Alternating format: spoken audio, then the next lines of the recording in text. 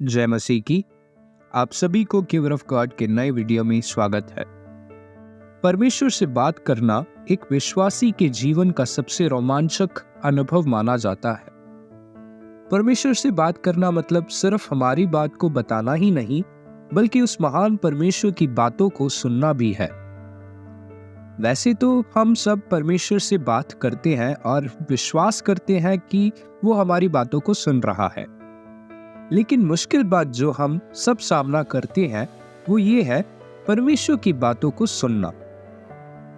एक बार सोच कर देखो, अगर आप परमेश्वर की आवाज को सुन पाते तो वो क्या कहते।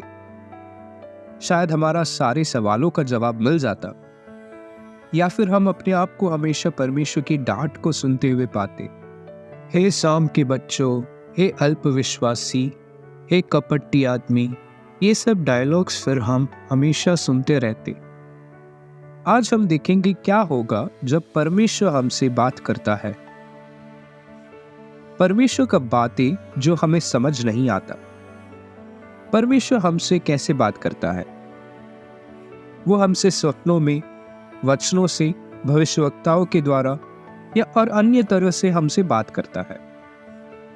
इसमें से कोई भी तरीके से परमेश्वर हमसे बात करे, हम सब कई बार उनके बातों को समझ नहीं पाते। उन बातों को समझने के लिए भी उसकी कृपा हमें चाहिए। अब हम यहेजकेल 1:3 पढ़ेंगे।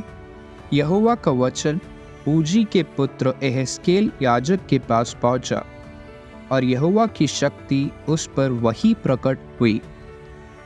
यहाँ हम देखते हैं यहोवा यहेजकेल को बुलाता है पहली बार, और पहली बार ये दर्शन देखते समय यहेजकेल को कुछ समझ नहीं आ रहा।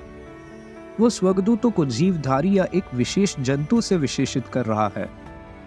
उसे कुछ समझ नहीं आ रहा क्या हो रहा है, लेकिन बस इतना पता है परमेश्वर उससे बात कर रहा है। कई बार जब परमेश्वर बात करता है तो हम समझ नहीं पाते। निकोदेमस यीशु मसीह से बात करना चाहता था या यीशु मसीह की बातों को सुनना चाहता था, पर यीशु मसीह की बातों को समझ नहीं पाया, या ऐसे कह सकते हैं यीशु मसीह की बात उसके सर के ऊपर से गया। क्या यीशु मसीह के चेलों को कुछ समझ आया? नहीं। 3 साल तक यीशु मसीह के पीछे चलने के बावजूद उन्हें कुछ समझ नहीं आया। शुरुआती सालों में जब समझ नहीं आया तो उन्होंने भी यीशु मसीह से पूछा। उसके बाद 1-2 बार उस यीशु मसीह का डांट सुनकर उन्होंने पूछना भी छोड़ दिया। दानियल ऐसा व्यक्ति था जो स्वप्न और दर्शनों का मतलब राजाओं को समझाता था। वो तो बाबेल राज्य का सबसे बड़ा हाकिम और पंडितों का मुख्य प्रधान था। क्या उसे समझ आया परमेश्वर ने क्या कहा उससे? नहीं। जब उसने स्वर्गदूत से पूछा इन बातों का क्या मतलब है, तो स्वर्गदूत ने उससे कहा, दानियल तू चले जा, इसके बारे में मत सोच। तो कई बार परमेश्वर की बातें हमें समझ नहीं आती, लेकिन निराश मत होना। जैसे यूसुफ कहता है, स्वप्नों का फल कहना परमेश्वर का काम है। Interpretation belongs to God. लेकिन हाँ, अगर हमें समझ नहीं आया तो ये मत समझना किसी को भी समझ नहीं आएगा। यिर्मयाह की भविष्यवाणी या बातों को किसी ने नहीं सुना, लेकिन बाद में एक दानियल था जो यिर्मयाह की बातों को पढ़कर उसके लिए उपवास रखा। परमेश्वर की बातें जो हमें पसंद नहीं आती। इसके लिए हम यहेजकेल का 2:4 और 5 पढ़ेंगे। इस पीढ़ी के लोग जिनके पास मैं तुझे भेजता हूँ वह निर्लज्ज और हठीले हैं, और तू उनसे कहना, प्रभु यहोवा यूँ कहता है, इससे वह जो बलवा करने वाले घराने के हैं, चाहे वह सुने व ना सुने, तो भी वह इतना जान लेंगे कि हमारे बीच एक भविष्यवक्ता प्रकट हुआ है। यहाँ हम देखते हैं कि यहोवा यहेजकेल से कह रहा है कि मैंने तुझे एक भविष्यवक्ता के रूप में बुलाया है, लेकिन लोग तेरी बातों को नहीं सुनेंगे। अपने मिनिस्ट्री से ज्यादा कुछ उम्मीद मत रखना।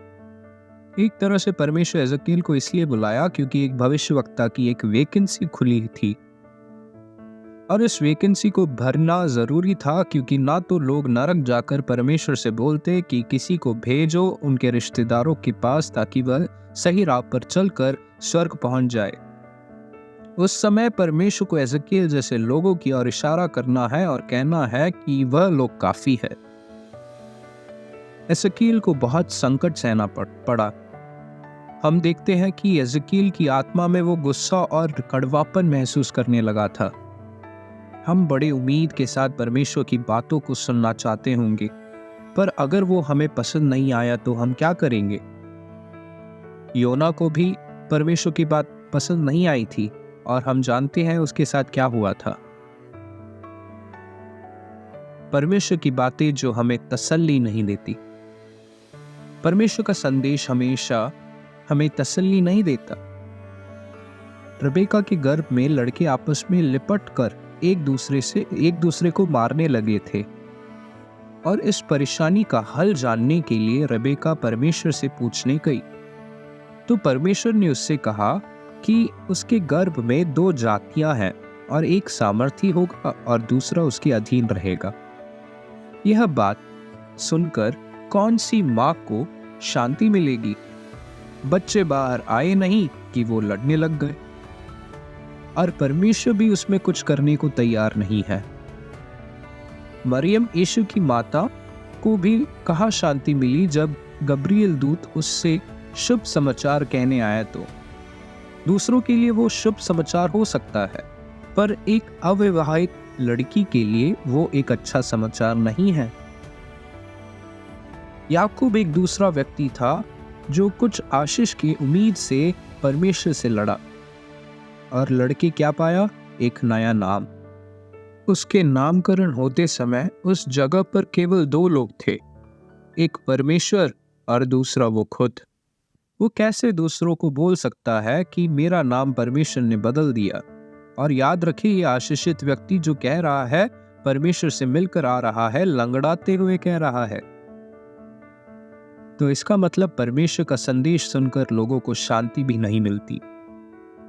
तो आप अभी सोचोगे कि परमेश्वर की वाणी सुनकर ना तो समझ आया, ना ही हमें पसंद आया, और ना हमें शांति मिलने की गारंटी देता है, तो हम उसकी बातों को क्यों सुने?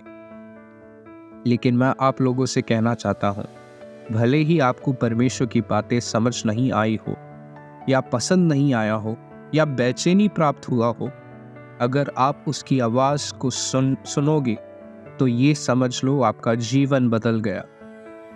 एजेकियल को कुछ समझ नहीं आया होगा, लेकिन वो उस दिन को अच्छे से याद रखता है जिस दिन उसके खुदा ने उससे बात किया। एजेकियल 1:1 में लिखा है, 30वें वर्ष के 4थे महीने के 5वें दिन मैं बंधुओं के बीच कबार नदी के तट पर था। तब स्वर्ग खुल गया और मैंने परमेश्वर के दर्शन पाए। रेबेका और मरियम को शांति नहीं मिली होगी परमेश्वर की बातों को सुनकर, लेकिन उन्होंने उसकी महिमा जरूर देखी।